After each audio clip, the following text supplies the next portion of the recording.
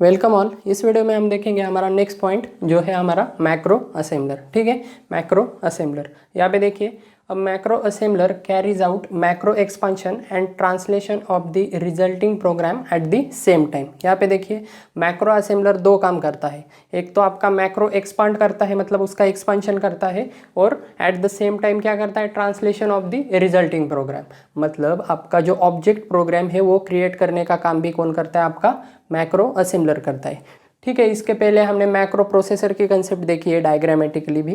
तो micro processor क्या करता है, आपको पता है कि सोर्स प्रोग्राम में अगर मैक्रोज हो तो उसका कन्वर्जन विदाउट मैक्रोज में करने का काम कौन करता है, आपका मैक्रो प्रोसेसर करता है। मतलब सिंपली एक्सपेंशन करने का काम कौन करता है, आपका सिर्फ मैक्रो प्रोसेसर करता है। और मैक्रो प्रोसेसर को सेपरेट असेंबलर लगता है, किस लिए लगता है, ट्रांसलेशन करने के लिए। लेकिन यहाँ पे देखिए मैक्रो असेंबलर ये एडवांस कंसेप्ट है आपके मैक्रो प्रोसेसर से। ठीक है, इसमें क्या होते हैं, दोनों ऑपरेशन एक ही परफॉर्म करता है आपका मैक्रो असेंबलर। मतलब प्रोग्राम मैक्रो एक्सपांड करने का काम भी कौन करता है, आपका मैक्रो असेंबलर। एक्सपांशन मतलब क्या है, मैक्रोज का conversion, source program with macros का कन्वर्जन विदाउट मैक्रोज में करने का काम कौन करता है, आपका assembler. At the same time translation of the resulting program, मतलब आपका ऑब्जेक्ट प्रोग्राम, आपका टारगेट प्रोग्राम बनाने का काम भी कौन करता है, यह असेंबलर ही करता है। ठीक है, समझ में आ रहा है, दोनों कंसेप्ट अलग है। ठीक है, हम आगे डिफरेंस देखेंगे दोनों का, तब आपको ज़्यादा क्लैरिटी मिल जाएगी। ठीक है, नेक्स्ट देखिए, source code that is assembly language of this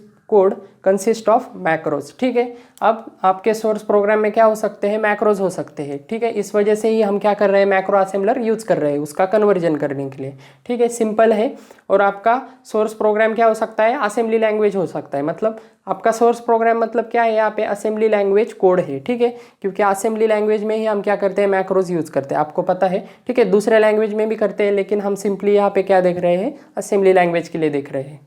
next देखिए, this software performs expansion operation as well as also generates equivalent object code from the source code. ठीक है, मैंने अभी बताया आपको, एक्सपांशन भी करता है और इक्विवेलेंट ऑब्जेक्ट कोड क्रिएट करने का काम भी कौन करता है, आपका ये एक ही कंपोनेंट, एक ही सॉफ्टवेयर, या इसे हम टूल भी कह सकते हैं। ठीक है, सॉफ्टवेयर कह सकते हैं, जो क्या करता है, ये दोनों ऑपरेशन एक ही परफॉर्म करता है। मतलब ये अकेला ही क्या करता है, परफॉर्म करता है। ठीक है, एक्सपांशन मतलब क्या होता है, आपको पता है, जब हम मैक्रो कॉल करते हैं, मैक्रो कॉल में क्या करते हैं, हम पैरामीटर्स देते हैं। ठीक है, एक्चुअल पैरामीटर्स देते हैं, तो वो क्या होता है, आपके डेफिनेशन में क्या जाता है, वो मैक्रो कॉल क्या होता है, उसके डेफिनेशन से रिप्लेस होता है। मतलब ठीक है, आपको कंसेप्ट पता है, मैक्रो कॉल करने के बाद आपका जो भी आपके मैक्रोज में फॉर्मल पैरामीटर है, फॉर एग्जांपल %x हो गया, a हो गया, b हो गया, जितने भी फॉर्मल पैरामीटर्स है आपके मॉडल स्टेटमेंट में आपने ऑपरेंड फील्ड में जितने भी यूज किए हैं, वो ऑटोमेटिकली क्या हो जाते हैं, एक्चुअल पैरामीटर से रिप्लेस हो जाते हैं। और एक सिंगल लाइन आपकी मैक्रो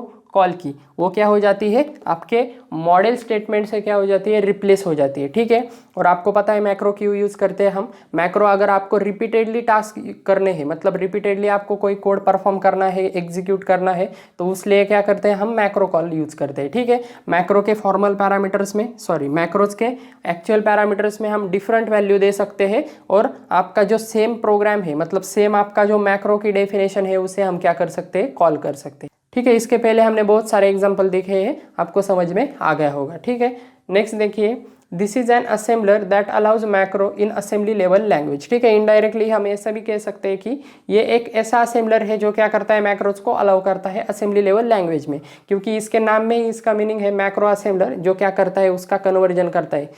मतलब क्या करता है, एक्सपांशन भी करता है और ट्रांसलेशन भी करता है। ठीक है, नेक्स्ट देखिए, इट परफॉर्म्स टू टास्क। ठीक है, इसके दो काम होते हैं, एक है एक्सपांशन, यहाँ पे देखिए expansion that means resolving macro into the main code. ठीक है, रिजॉल्व करना मैक्रो मतलब क्या है, this involves conversion of source code with macros into source code without macros. ठीक है, अभी मैंने आपको बताया सोर्स कोड विथ मैक्रोज का कन्वर्जन विदाउट मैक्रोज में करने का काम। ठीक है, अगर ये सिंगल ऑपरेशन अगर कोई परफॉर्म करता है तो वो क्या है, आपका मैक्रो प्रोसेसर हो जाएगा। ठीक है, लेकिन यहाँ पे दो ऑपरेशन परफॉर्म हो रहे हैं, इस वजह से इसे हम क्या कहते हैं, मैक्रो असेंबलर कहते हैं। यहाँ पे देखिए टास्क 2 क्या है, आपका जनरेटिंग ऑब्जेक्ट कोड। ठीक है, ऑब्जेक्ट कोड बनाना। ठीक है, मैक्रो प्रोसेसर को हमें क्या लगता है, सेपरेट असेंबलर लगता है to generate the object code. लेकिन यहाँ पे देखिए सेकंड टास्क क्या है इसी का, जनरेटिंग ऑब्जेक्ट कोड। मतलब ये दोनों काम एक ही एक ही सॉफ्टवेयर में आपके परफॉर्म हो जाते हैं। यहाँ पे देखिए this involves conversion of source code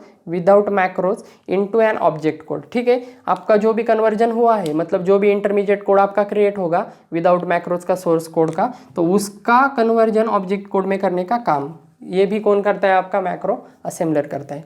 ठीक है, आई होप आपको ये कंसेप्ट समझ में आ गई होगी।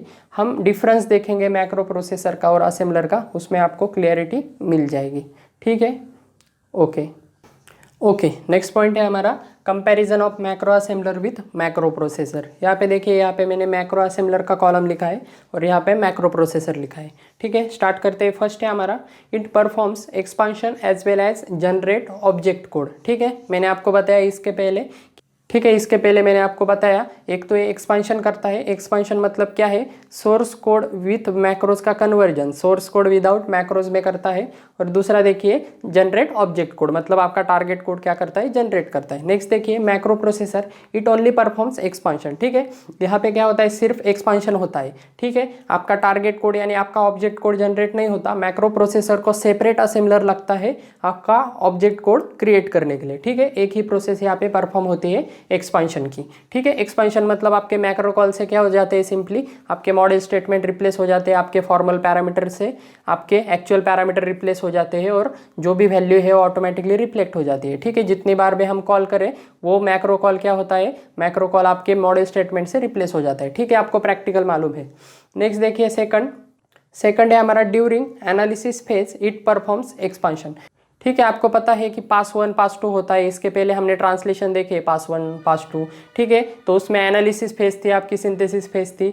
सिमिलरली यहाँ पे भी क्या होता है? आपका मैक्रो असेंबलर में फेजेस होते हैं। ठीक है, मैक्रो असेंबलर में एक्चुअली क्या होते हैं? आपके अलग अलग टाइप के मैक्रो असेंबलर होते हैं। 1 पास मैक्रो असेंबलर होता है, 2 पास होता है और मल्टी पास होता है। ठीक है, हम वो अगले वीडियो में देखेंगे। फिलहाल इतना याद रखिए कि एनालिसिस फेज में क्या होता है? एक्सपांशन परफॉर्म होता है। किसका? आपका मैक्रो असेंबलर का। नेक्स्ट देखिए it may have its own pass structure. ठीक है, अब मैक्रो प्रोसेसर का क्या हो सकता है? खुद का स्ट्रक्चर हो सकता है। मे यानी हो सकता है या हो भी नहीं सकता। ठीक है, इट डिपेंड्स है कि ये मैक्रो प्रोसेसर कैसे बनाया है। ठीक है, नेक्स्ट देखिए थर्ड देखिए it not required separate pre processor और असेंबलर। ठीक है, इसको सेपरेट प्रोसेसर की यानी प्री प्रोसेसर की जरूरत नहीं होती और असेंबलर की जरूरत नहीं होती। किस लिए? कन्वर्जन करने के लिए और आपका ऑब्जेक्ट कोड क्रिएट करने के लिए, क्योंकि इसके खुद में ही इनबिल्ट क्या है? एक पैकेज है जो क्या करता है? आपका मैक्रोज का कन्वर्जन डायरेक्टली आपके टारगेट प्रोग्राम में कर देता है। लेकिन यहाँ पे देखिए it required separate assembler for conversion. ठीक है, अभी मैंने बताया आपको कि इसको सेपरेट असेंबलर लगता है। ठीक है, क्योंकि आपका कन्वर्जन आपको करना पड़ता है, आपके असेंबली प्रोग्राम का कन्वर्जन आपको मशीन लैंग्वेज में करने के लिए यहाँ पे क्या लगता है? असेंबलर लगता है। ठीक है, मैंने आपको ये बताया है।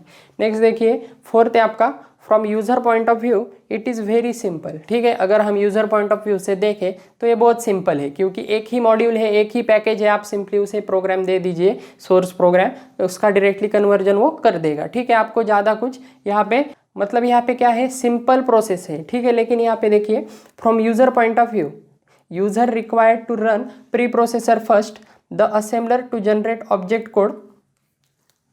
देन यहाँ पे देखिए पहले यूजर को क्या लगता है? प्री प्रोसेसर लगता है। ठीक है, प्री प्रोसेसर रन करने के बाद उसे क्या लगता है? असेंबलर लगता है टू जनरेट ऑब्जेक्ट कोड। ठीक है, प्री प्रोसेसर आपको पता है मैक्रोज का विदाउट मैक्रोज में कन्वर्जन करता है। ठीक है, और उसके बाद क्या लगता है आपको? असेंबलर लगता है टू जनरेट ऑब्जेक्ट कोड। ठीक है, ऑब्जेक्ट कोड जनरेट करने के लिए। So it's complicated process. ठीक है, तो ये क्या हो जाती है? कॉम्प्लिकेटेड प्रोसेस है और ये क्या है? सिंपली सिंपल प्रोसेस है from user point of view. Next देखिए फिफ्थ नंबर का है हमारा लेस टाइम कंज्यूमिंग। ठीक है, और यहाँ पे देखिए इसका है आपका लेंदी एंड टाइम कंज्यूमिंग। ठीक है, नेक्स्ट देखिए सिक्स्थ है आपका कॉम्प्लेक्स लॉजिक और यहाँ पे देखिए इजी लॉजिक। ठीक है, यहाँ पे कॉम्प्लेक्स लॉजिक क्यों हो जाता है? यहाँ पे ये खुद के इंटरमीडिएट कोड में यहाँ पे क्या करता है? कन्वर्ट करता है, जो यूजर के लिए समझने के लिए कॉम्प्लेक्स हो सकता है। ठीक है, मतलब हार्ड हो सकता है। लेकिन यहाँ पे देखिए इजी लॉजिक क्यों है?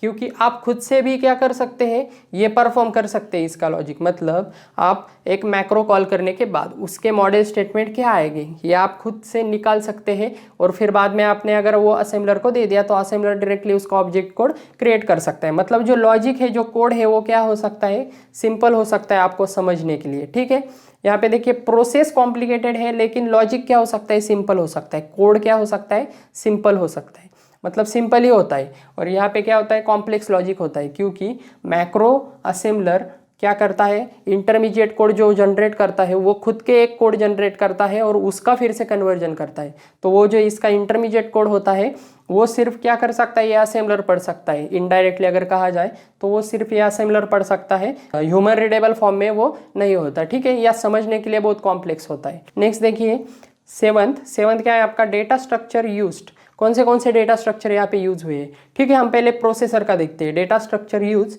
यहाँ पे देखिए MNT यानी मैक्रो नेम टेबल, उसके बाद MDT यानी मैक्रो डेफिनेशन टेबल, उसके बाद PN टेबल आपको पता है पैरामीटर नेम टेबल, उसके बाद EV यानी एक्सपांशन वेरिएबल टेबल, SS यानी सीक्वेंसिंग सिंबल नेम टेबल। ठीक है, उसके बाद KPD यानी KP डिफॉल्ट टेबल, और SS टेबल आपको पता है सीक्वेंसिंग सिंबल टेबल। मतलब मैक्रो में हमने एग्जाम्पल में आप तक जो भी देखे वो सभी टेबल यहाँ पे क्या हो जाते हैं, आ जाते हैं। ठीक है, इसका देखिए 7th डेटा स्ट्रक्चर यूज्ड। यहाँ पे देखिए all data structure use by micro processor, यानी आपके मैक्रो प्रोसेसर में जितने भी टेबल यूज किए हैं वो ये यूज करता है। प्लस मतलब उसमें एडिशन किसकी होती है, SY टेबल यानी आपके सिंबल टेबल, OP यानी आपके ऑपकोड टेबल, और LIT यानी आपके लिटरल टेबल में क्या होते हैं, मतलब लिटरल टेबल क्या होते हैं, इसमें ऐड होते हैं। ठीक है, कैसे ऐड होते हैं, उसका प्रोसेसिंग कैसा होता है, ये हम डायग्रामेटिकली अगले वीडियो में देखेंगे।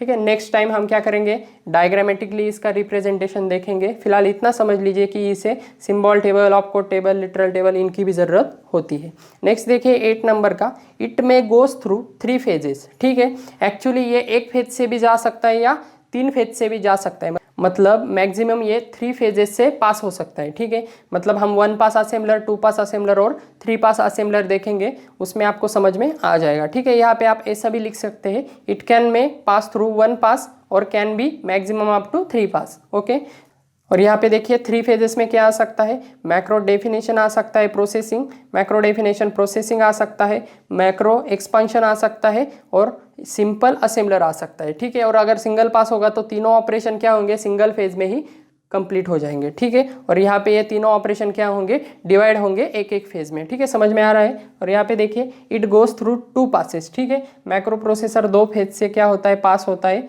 यहाँ पे देखिए मतलब 2 पासेस होते हैं इसमें, macro definition processing and macro expansion. ठीक है, मैक्रो डेफिनेशन प्रोसेसिंग भी होती है इसमें और मैक्रो एक्सपांशन होता है। प्रोसेसिंग मतलब क्या है, डेफिनेशन की, जब हम मैक्रो कॉल करते हैं तब उसके डेफिनेशन में रिडायरेक्ट करने का काम कौन करता है, यही करता है। और उसका एक्सपांशन करने का काम मतलब आपके जो भी फॉर्मल पैरामीटर है वो मतलब आपके जो भी एक्चुअल पैरामीटर है वो फॉर्मल पैरामीटर से रिप्लेस करके आपका मॉडल स्टेटमेंट बनाने का काम भी कौन करता है, आपका ये प्रोसेसर करता है। सिर्फ ये क्या नहीं करता, उसका कन्वर्जन नहीं कर सकता टारगेट कोड में। ओके, तो आई होप आपको ये डिफरेंस समझ में आ गया होगा। नेक्स्ट वीडियो में हम देखेंगे मैक्रो असेंबलर के पासेस। ठीक है, डायग्रामेटिकली रिप्रेजेंटेशन उनका देखेंगे, 3 पासेस होते हैं वो हम देखेंगे। ठीक है, तो फिलहाल इस वीडियो में इतना ही था। Thank you.